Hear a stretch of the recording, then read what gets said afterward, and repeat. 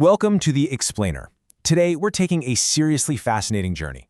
We are going to explore that massive, sometimes confusing chasm between how you and I naturally solve a problem and how a machine actually does it.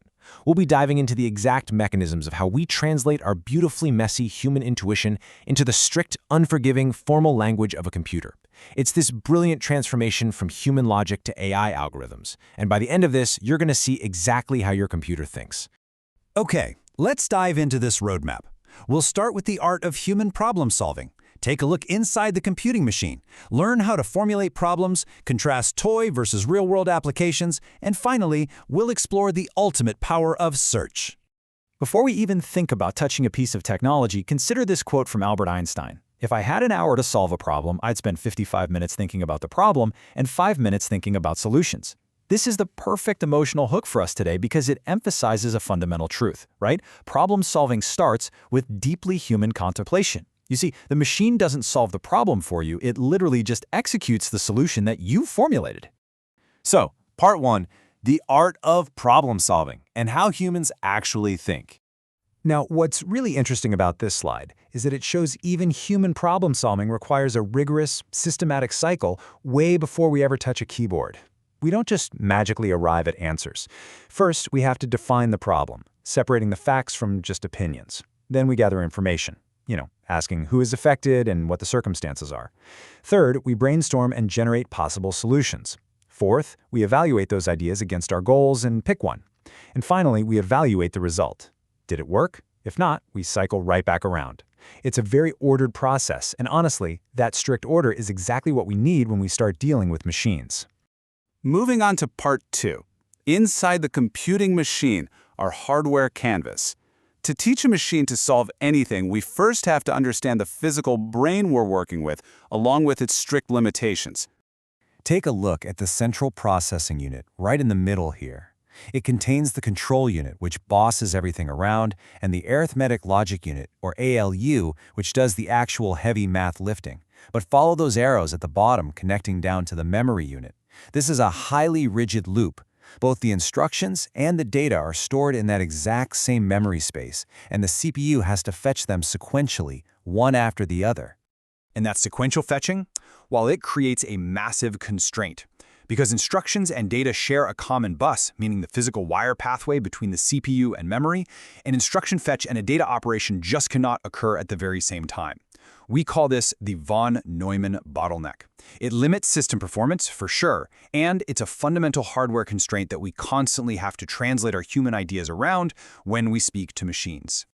Now, to navigate those hardware limits, M.J. Flynn classified computer systems based on how many instructions and data items are being manipulated at once. On this grid, up in the top left, you see SISD, single instruction, single data. That's your classic traditional uniprocessor model. But look at the top right, SIMD, or single instruction, multiple data. That is parallel processing. It's performing the exact same operation on multiple pieces of data simultaneously. We also have MISD and MIMD for multiple instructions. By understanding this hardware classification, we know exactly what our machine is physically capable of processing, which completely dictates how we have to speak to it. Let's move to and see how this builds into section 3, formulating the problem, speaking machine. To really translate human intent into machine code, notice the literal dividing line right across the middle here. Above that red line is the informal, messy, human real-world problem. Below the line is the formal, highly structured representation. You can't just hand a computer a messy real-world problem. You have to use abstraction to pull it down below that line into a formal representation, specifically defining the states, the actions, and the goal test. Only then can the computer actually compute an output, which we then pull back up above the line through interpretation to get our real-world solution. That red line is the ultimate barrier between human thought and machine execution. And here is the crazy part. How we mathematically formulate that representation changes absolutely everything. Let's look at the famous 8 queens chess problem, where you have to place 8 queens on a board without them attacking each other. If you use incremental formulation, meaning starting with an empty board and just adding a queen at each step, the computer has to investigate approximately 1.8 times 10 to the 14th power possible sequences. That is a staggering waste of processing power. But if you use complete state formulation, starting with all 8 queens already on the board and just moving them around to save spots, you brilliantly shrink the mathematical possibilities down to just 2,057 states. The problem didn't change at all, just the formulation did. Which brings us to part 4, toy versus real-world problems, or as I like to call it, the sandbox. Because before we unleash our carefully formulated logic on the real world, we absolutely need to test it in a safe environment. Here we see the vital difference between the two. A toy problem is an entirely concise, mathematically exact description of a problem. It's this perfect, rigid little environment used by researchers to test and compare the performance of AI algorithms. A real-world problem, on the other hand, is exactly what it sounds like. It's practical, it's messy, and it totally lacks those strict, perfect descriptions. But we desperately need the toy problems to build the tools to solve the real ones. And this brilliantly illustrates the concept. Take a classic toy problem, the 8 puzzle. On the left is the start state, a scrambled 3x3 grid with one blank space. On the right is the goal state. The actions are simply sliding the tile left, right, up, or down into that blank space. This visual transition model is the absolute perfect contained sandbox for an AI algorithm to practice finding the most efficient path from a start state to a goal state. Here is another famous sandbox scenario, the 4 queens problem.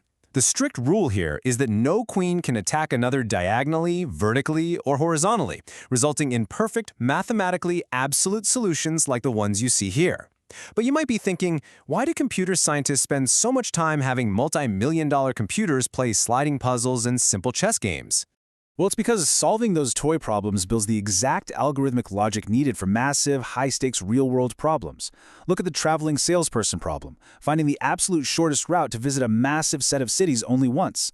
Or the VLSI layout problem, positioning literally millions of physical components and wires on a microchip without a single overlap to minimize manufacturing delay.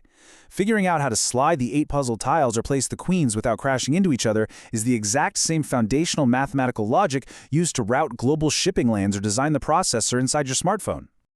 All right, our final section, part 5, the power of search, the ultimate tool. Let's reveal the exact mechanism computers use to find these optimal solutions. So, the crucial point is this. How exactly does the computer find the answer once we've given it the rules? In artificial intelligence, search techniques are the universal problem-solving methods. Whether it's a self-driving car navigating a city or an AI playing chess, if you can formulate alternative choices and their consequences, the computer solves the problem simply by searching through the possibilities to find the optimal path. This depth-first search tree is exactly how the computer thinks. It starts right at the top with an empty board, it places one queen, that's the red dot, then it moves down a branch and places a second queen. If that second queen is in the line of attack, the computer marks it as a failure represented by those blue X's, and it completely abandons that branch. It systematically and relentlessly searches down through the branches, discarding the failures until it reaches a goal node at the very bottom right where all 4 queens are safely placed. It is a true brute force marvel of logic. But this leaves us with a massive cliffhanger. If AI problem-solving is essentially just searching through formulated branches of possibilities, what happens when the branches grow too fast? Are there intractable problems with superpolynomial time complexities that are so vast, so mathematically massive, that even our best algorithms and fastest hardware would take billions of years to search through? Well, the answer is absolutely yes, and the limits of computation are just as fascinating as its capabilities. Thanks for joining me on this explainer, and keep questioning the logic behind the screen.